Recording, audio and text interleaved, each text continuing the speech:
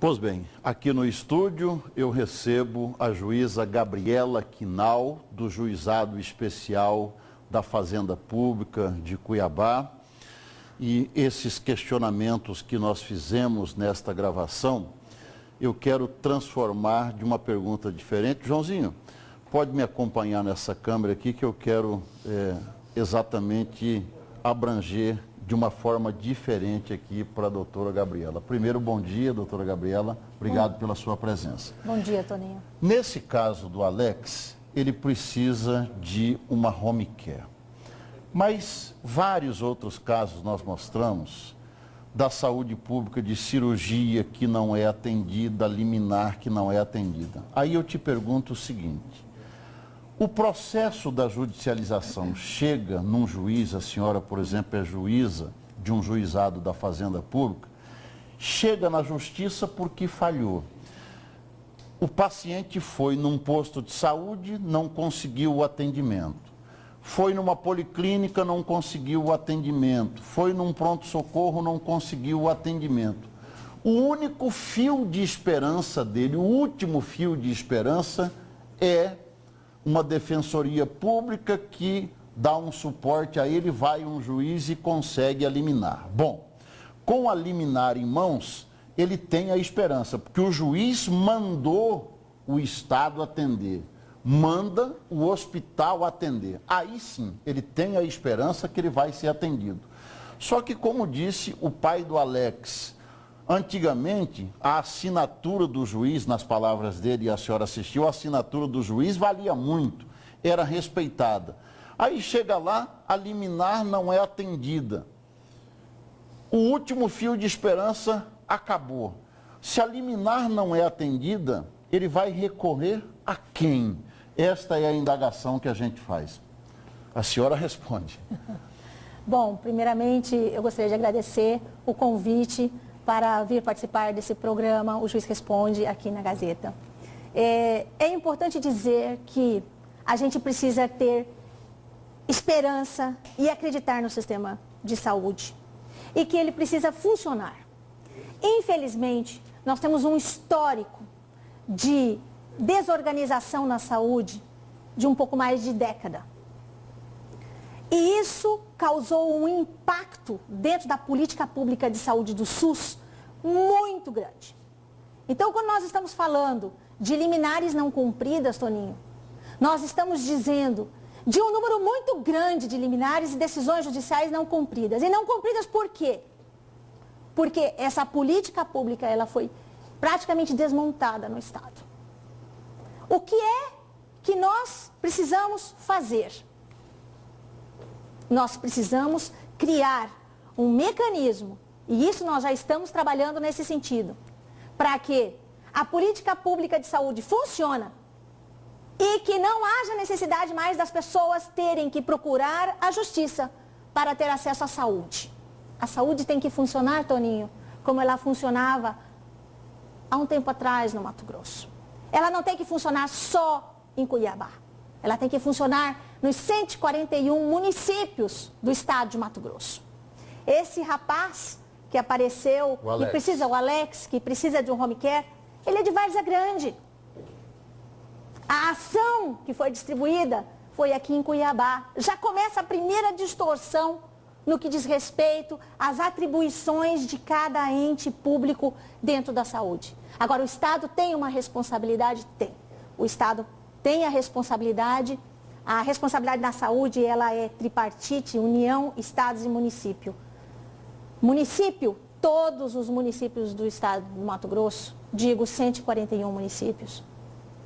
E, além dessa responsabilidade pública com a política de saúde, por meio do SUS, Toninho, o Estado e o município, eles precisam contratualizar serviços. Mas, doutora, deixa eu te interromper para dizer o seguinte: o caos da saúde, a população compreende. As responsabilidades por esse caos, a população compreende. No caso específico do Alex, por exemplo, o pai dele deve estar assistindo lá e como foi colocado na reportagem, ele indignado. Se o Alex com a liminar não foi atendido, para essa liminar ser concretizada, colocada em prática, o que precisa ser feito? Precisa prender alguém? É isso que a população quer saber. Como que se faz cumprir aquela liminar que eles têm em mãos? O poder público sabe como deve cumprir a liminar. E ele tem um conjunto de liminares para cumprir. Então, no caso, o município de Várzea Grande, que é a localidade onde o Alex reside, é naquela localidade que ele vai receber a visita para a providência do home care. Não é Cuiabá, é Várzea Grande. O Estado, ele vai fazer um serviço de contratualização com o Várzea Grande vai contratualizar esse serviço de home care para que o Alex seja atendido e a liminar seja cumprida. Na contratualização, nós envolvemos várias entidades. Então, são todas as entidades de home care, são todos os hospitais no que diz respeito à cirurgia, são todos os médicos que vão fazer e vão realizar as cirurgias, vão atender os pacientes, vão fazer consulta. Nós temos toda a equipe médica, enfermeiros, fisioterapeutas, farmacêuticos que também trabalham no que diz respeito à prescrição dessa medicação. Agora, a liminar, ela é um instrumento para se ter acesso à justiça em razão da distorção da política pública de saúde. Agora, a liminar por si só, o judiciário não é um hospital. O judiciário não é o ente responsável pela saúde no que diz respeito à sua operacionalização. Isso tem que ficar claro. Mas, assim, existe a liminar em mãos.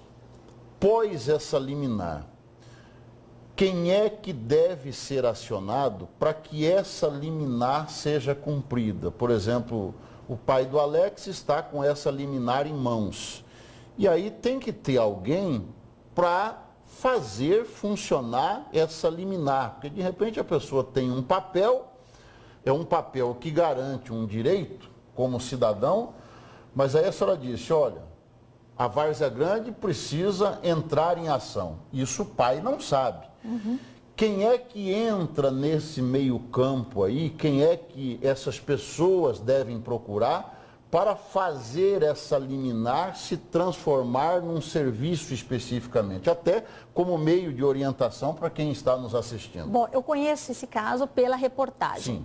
Então, pela reportagem, a gente pôde ver que o Alex, ele mora em Várzea Grande e, portanto, todas as necessidades e contratualizações dos munícipes de Várzea Grande devem ser atendidos em Várzea Grande. Segundo ponto, ele tem uma liminar.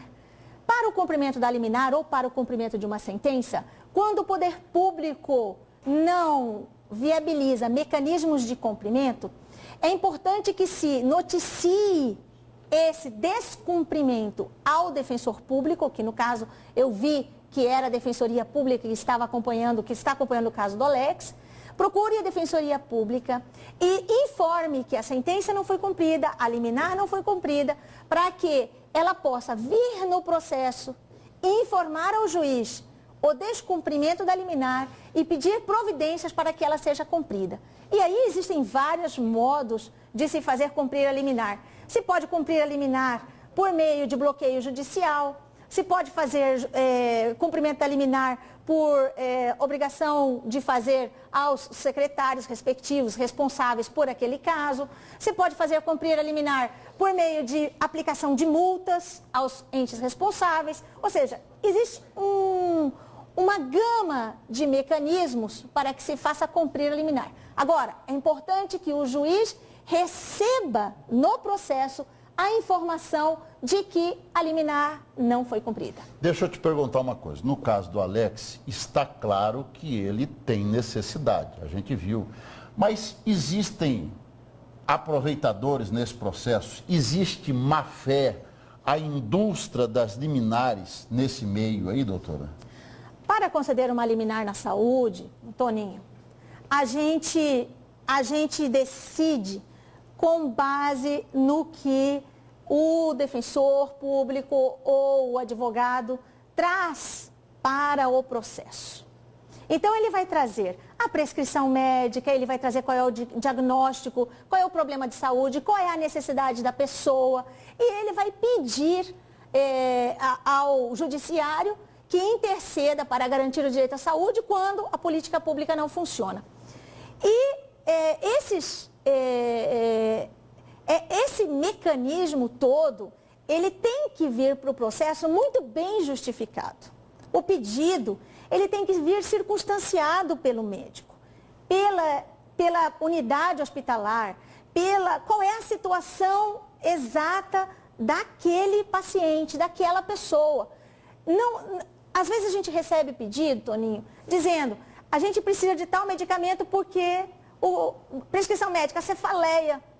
Quer dizer... Dor de cabeça. Percebe? E aí ele pede uma providência que uma cefaleia, por si só, não justificaria aquele medicamento. Então é importante que o médico contextualize isso muito bem na prescrição médica.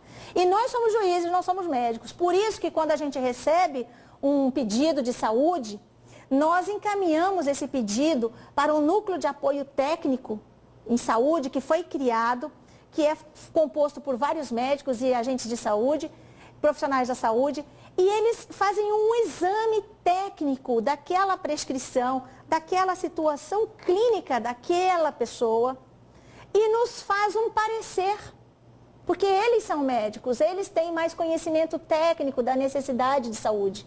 Então, é com base nesse parecer que a gente decide. Então, o NAT tem um papel muito importante para nós, enquanto judiciário, para a gente poder avaliar o pedido jurídico, aquele pedido que o advogado traz no processo, com a questão técnica, as especificidades daquela doença, daquele diagnóstico, daquele medicamento, daquele procedimento cirúrgico. E esses dias eu tive um caso em que o médico disse, precisa de UTI. Se não tiver UTI, não tem jeito, vai morrer. Aí fez a prescrição da UTI e trouxe os exames dele, o quadro clínico dele, eu enviei para o NAT.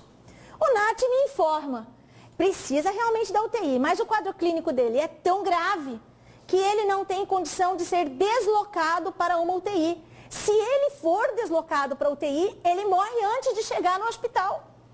Pensa bem a responsabilidade. E aí eu deferi a UTI, porque era precisa a UTI, e determinei que o médico que prescreveu a UTI verificasse e se responsabilizasse pela transferência do paciente para que ele pudesse chegar à UTI. Porque a UTI não pode ser o fim. A UTI tem que ser o meio de sobreviver. Se ele não vai chegar nem na UTI, então é preciso que tenha um responsável.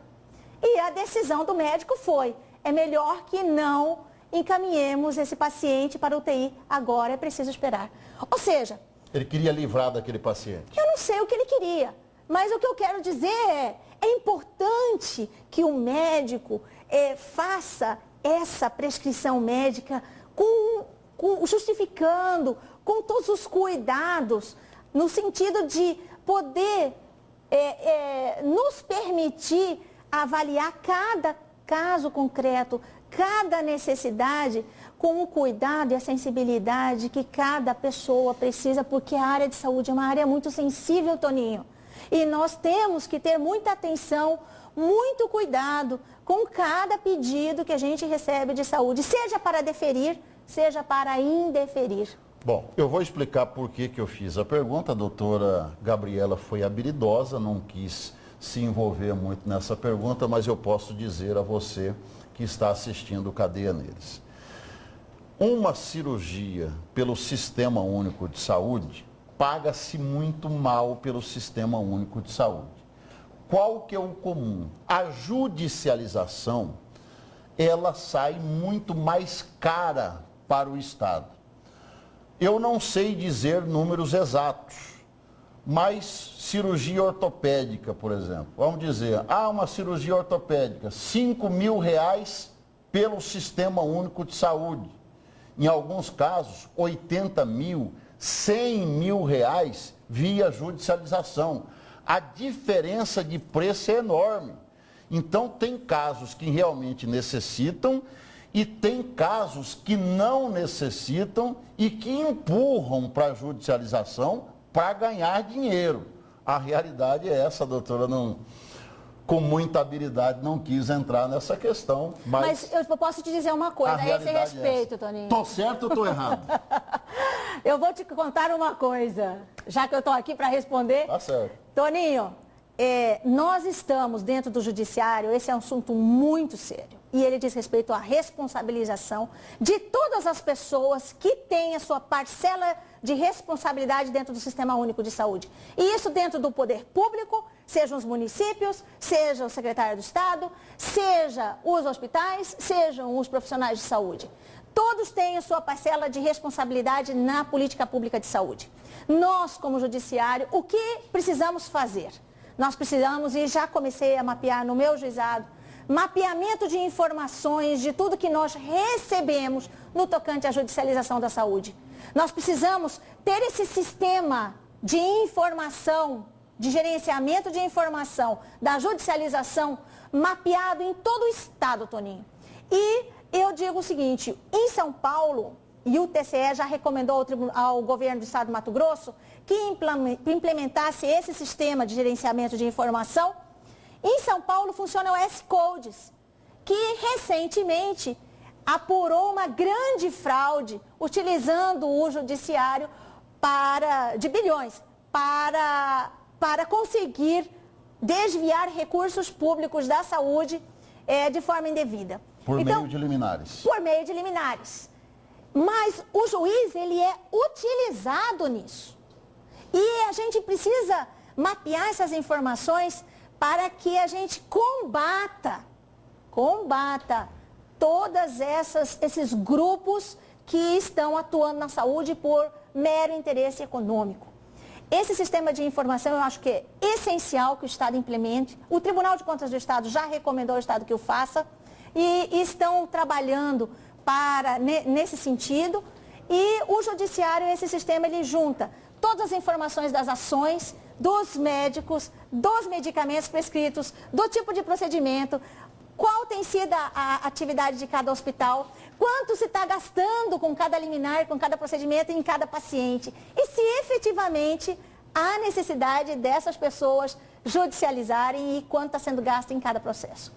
Isso é importantíssimo, Toninho. Eu espero que a próxima vez que eu venha aqui, eu venha dar a boa nova de que nós já estamos trabalhando e de que se tivermos pessoas mal intencionadas utilizando a saúde, utilizando o Poder Judiciário para se beneficiar no âmbito privado, a gente possa, de fato, responsabilizá-las. É com a responsabilidade delas que a gente vai fortalecer a esperança do cidadão no Sistema Único de Saúde. Ok, doutora, obrigado pela sua participação. Quero duas notícias na sua volta. A implementação desse sistema de fiscalização e que nós tenhamos muito menos casos de judicialização aqui no Estado. Porque menos judicialização significa que a saúde está funcionando um pouco melhor aqui em Mato Grosso.